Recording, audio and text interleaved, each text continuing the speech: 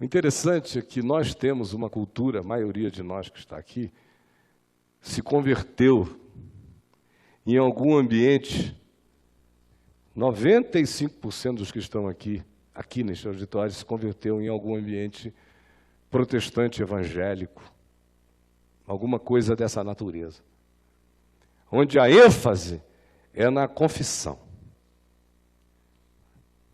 A cultura na qual nós fomos criados, a maioria de nós, exalta a palavra, o que o cara diz. Sim! Você viu? Ele disse sim. Ele levantou a mão. Ele pediu o batismo. Você viu?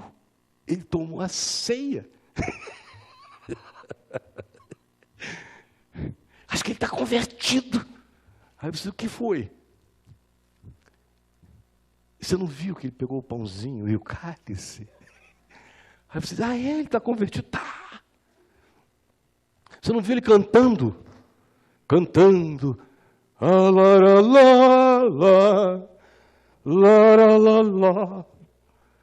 Rende-lhe sempre ardente louvor. Aí você diz, meu Deus, que filho consagrado. Tudo filho sim. É uma maravilha. E o texto áureo, mal interpretado, é Romanos, capítulo 10, versos 9 e 10, quando Paulo diz, se com a tua boca disseres sim, se com a tua boca confessares a Jesus como Senhor, e no teu coração creres que Deus o ressuscitou de entre os mortos, tu serás salvo. Porque com o coração se crê para a justiça e com a boca se faz a confissão a respeito da salvação. Aí fica aquele bando de filhos sim. Já confessou? Depois inventaram até recentemente, de uns 35, 40 anos para cá, a tal da confissão positiva, que é para o cara gritar, bater o pé, mentalizar, sim, sim, sim, e não se converter jamais.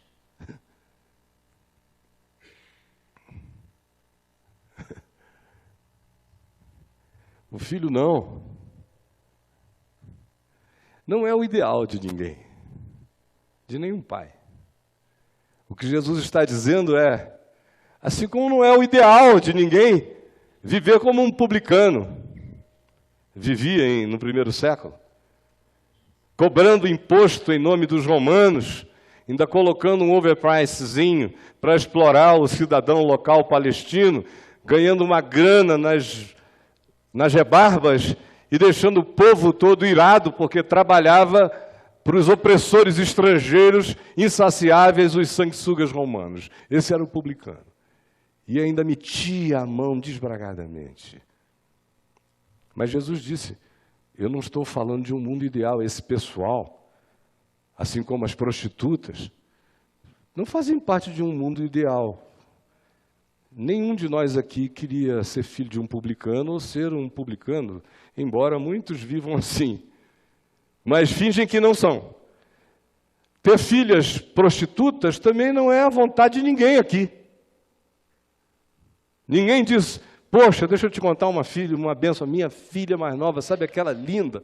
Está se prostituindo legal, ganhando uma grana. Deus está abençoando muito ela. Eu sabia que aquela menina, aquela potra linda, ia produzir uma coisa boa nessa casa. Não é a vontade de ninguém. É? Então Jesus não está dizendo que o filho não é o sonho de consumo do pai. Ele só está dizendo o outro é tão ruim que até isso aqui é melhor. O que ele está dizendo é, publicanos e meretrizes vos precedem. Chegam na frente em relação a esse teu postergamento, a essa tua procrastinação. Se com a tua boca confessares a Jesus como Senhor, pratica o Evangelho na vida. Se com teu coração você crê para a justiça, vive a justiça que você diz que crê. Do contrário, você é só um filho sim, escondido atrás da mágica das confissões de fé. É por isso que Tiago diz que a fé, ou que a confissão, sem obras, é morta. O Evangelho está cheio disso. Qualquer palavra que não se faça seguir de ato, de gesto, de ação, de arrependimento, de objetividade na consecução do que você diz que crê, não é ensinada que seja além da atitude procrastinante, em conversa, que não entra aí, não faz jamais o processo definitivo de arrependimento, que é o que caracteriza a existência do filho sim. Olhem exemplos simples, por exemplo. Coisas que pessoas disseram e que Jesus disse, disse, só pelo que elas disseram? Lembram daquele centurião romano que amava um servo que estava doente em casa e que todo mundo intercedeu por ele junto a Jesus? Aí Jesus disse, eu vou lá curar o servo. E o homem disse, não, não venha, não precisa. Manda uma palavra daqui mesmo. Só diz, eu quero que o servo dele fique curado e o meu servo ficará curado, porque eu creio que tu tens autoridade sobre todas as forças e poderes. E Jesus então disse, em verdade eu vos digo que em todo Israel eu nunca vi uma fé como esta. Foi só a palavra? Não, foi ação. Quando o homem disse, não entres na minha casa, ele estava cometendo uma ação maior do que qualquer confissão. Creu, partiu e lá estava, curado. Aquela mulher trêmula do fluxo hemorrágico, 12 anos. Um dia disse, se eu pegar na orla das vestes, eu serei curada. E ela vai e pega. Na mesma hora, tem o seu fluxo estancado. E Jesus diz, estão perdoados os teus pecados, mulher. Vai-te em paz. O que foi aquilo?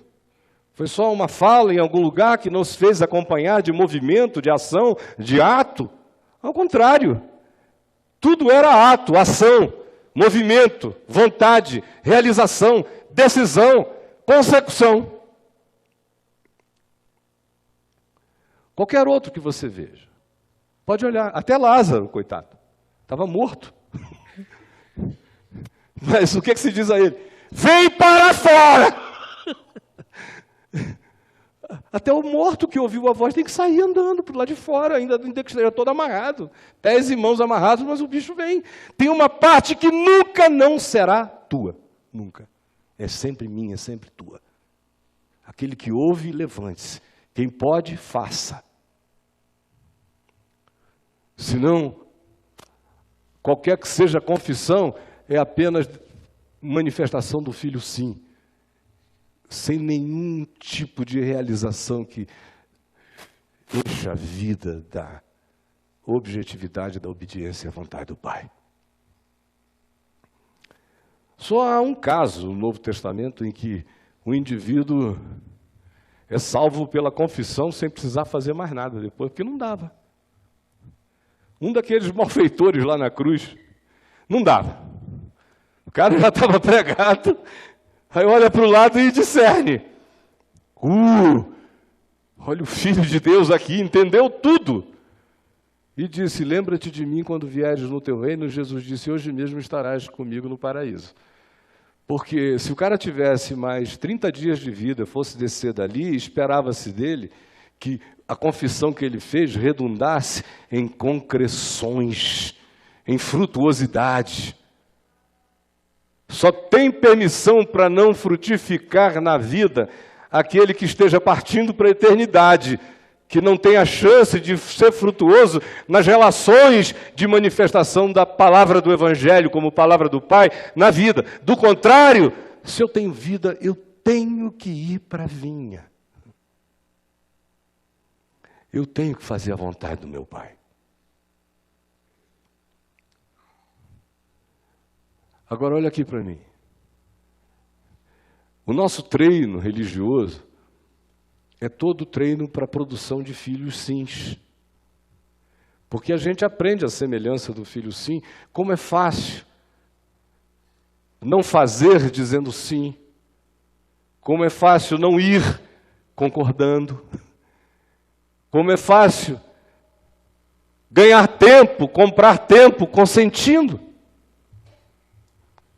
como é fácil adiar para sempre, dando razão àquilo mesmo que se adia o tempo todo. É como a maioria de nós vive diante de Deus e, quem sabe, diante da vida. Não precisa ir longe. Os casados, por exemplo, aqui.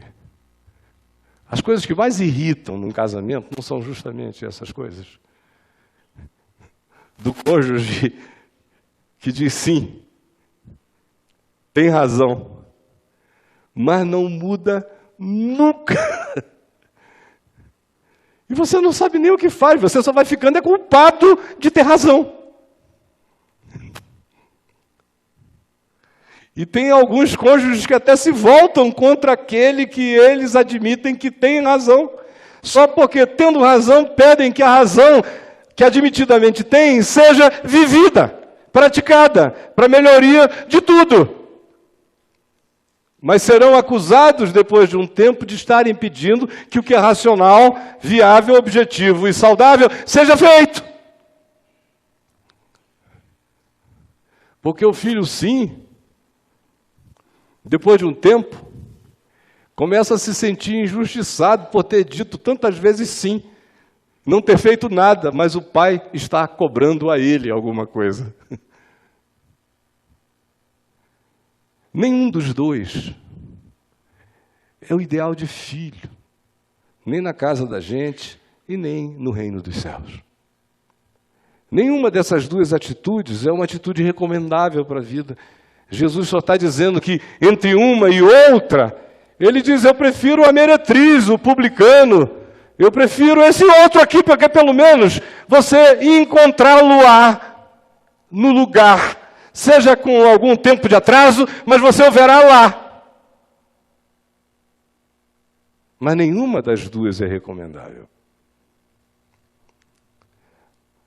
Aqui na carta aos Hebreus, no capítulo 10, há um texto que sempre veio ao meu coração com um calor extraordinário. Toda vez que eu leio, eu me emociono imensamente. Ele diz assim, a partir do verso 5, Hebreus 10, do verso 5 em diante. Falando do Filho de Deus, do Filho que disse, eu estou aqui para fazer toda a tua vontade. Do Filho em relação ao qual o Pai diz, eis aí o Filho em quem eu tenho prazer. O verso 5 diz, por isso, ao entrar no mundo, está citando aqui o Salmo 40, dos versos 6, 7 e 8. Por isso, ao entrar no mundo, diz, sacrifício e oferta não quiseste. Isso é o Filho, ao entrar no mundo, diz, o Filho, sacrifício e oferta não quiseste.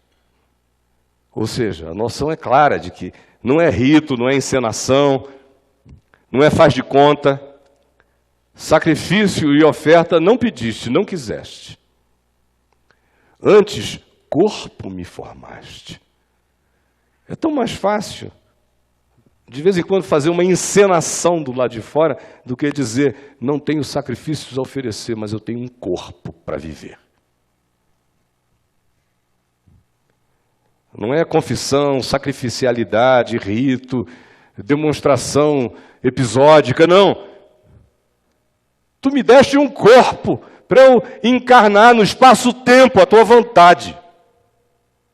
Não te deleitaste em holocaustos e ofertas pelo pecado, em oblações, em ablações, em confissões, em falações, em declarações. Em nada disso tu te deleitaste. nem ofertas pelo pecado, só fazendo oferta e fazendo oferta e fazendo oferta. Então eu disse, o filho, eis aqui estou. Essa é a parte que mais me emociona. No rolo do livro está escrito a meu respeito. É uma maneira tão antiga e singela de dizer, eu sei que eu sou uma palavra viva, tu me deste corpo para eu ser encarnação dessa palavra, eu sei que eu estou aqui para cumprir a tua vontade. No rolo do livro está escrito a meu respeito, eu carrego desígnio. Estou aqui para fazer, ó Deus, toda a tua vontade. Depois de dizer acima, sacrifícios e ofertas não quisestes, nem holocaustos e oblações pelo pecado, nem com isto te deleitastes, coisas só das exterioridades. Depois de dizer isso, acrescentou, eis aqui estou para fazer, ó Deus, a tua vontade. Esse é o ideal. O ideal não é a gente escolher entre dois, porque tem gente aqui que já diz, graças a Deus eu não sou um filho sim.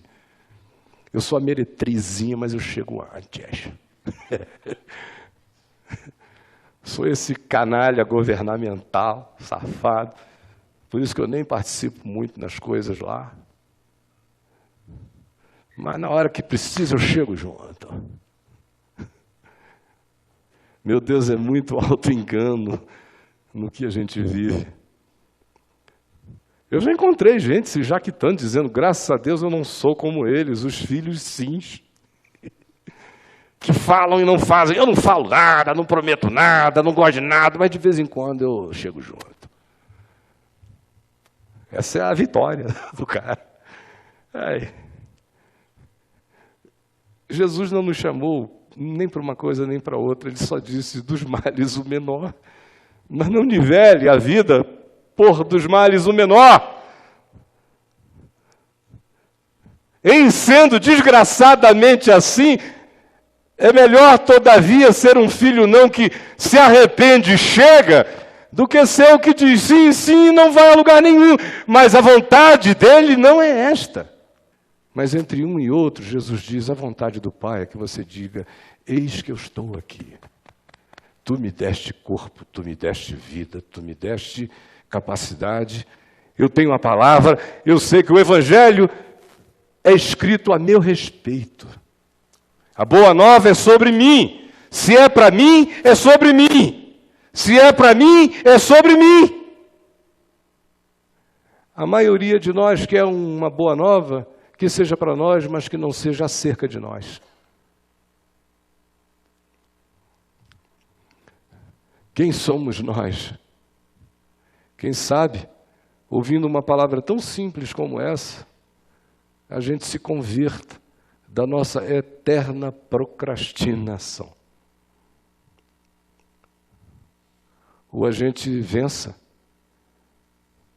o cinismo comparativo que também diga, eu não digo sim para as coisas, mas do meu jeito eu chego lá. É claro que é melhor chegar do que não chegar, mas não precisa chegar assim. Você não precisa receber o galardão das prostitutas nem dos publicanos. Você pode receber o galardão do filho simples, que quando disse sim era sim. Quando disse não porque não era a palavra do Pai nem vontade do Pai. Todos nós, como eu disse, vivemos a angústia do privilegiamento dos nossos caprichos. Eu não gostaria que ninguém se sentisse estimulado a sair daqui dizendo, viverei dos males o menor. Mas que o nosso coração diga, o Evangelho que é para mim, é também sobre mim, acerca de mim. O Evangelho, a boa nova, que me engravida de graça, me gera e me produz para que eu diga, eis-me aqui, corpo tu me deste. O Evangelho é para mim, mas também é acerca de mim, para ser vivido por mim, segundo a tua vontade. Que essa palavra simples de Jesus enterneça o nosso coração e nos conduza hoje a poderosa capacidade de tomarmos algumas decisões que alterem a nossa vida. Vamos ficar em pé e vamos orar.